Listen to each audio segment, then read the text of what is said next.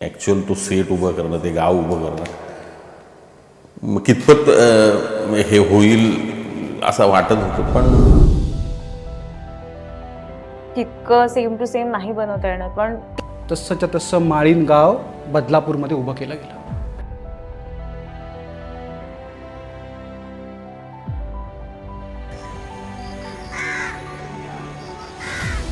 तर पहिल्या दिवशी मी सेटवरती आले, मी बघितलं की खूप काहीतरी वेगळं दिसत होतं. खूप मोठा सेट उभा केला होता, शाळा, माळीनगाव, अख्खं जसं मी व्हिडिओवरती बघितलं होतं माळीनगाव, तसं माळीनगाव मला दिसत होतं.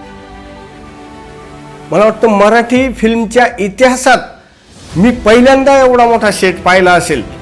आधीचं जे माळीन गाव होतं त्यासाठी पूर्ण ते गाव रिक्रिएट करावं लागणार होतं आणि प्रोड्युसरनी बदलापूरमध्ये खूप मोठा भव्य दिव्य सेट बांधला होता आणि अख्खं गाव माळीन गाव बदलापूरमध्ये उभं केलं होतं. माळींचा सेट इतका हुबेहूब उभा राहिला होता की एखाद्या गावकऱ्याला आपल्या गावाबद्दलची अटॅचमेंट असते ती प्रत्येक कलाकाराला, प्रत्येक डिपार्टमेंटला ती अटॅचमेंट त्या सेट बरोबर झालेली होती. एवढा मोठा सेट कसं काय लावला, हे ओरिजिनल जागेवर शूट केलं असंच तुम्हाला वाटेल.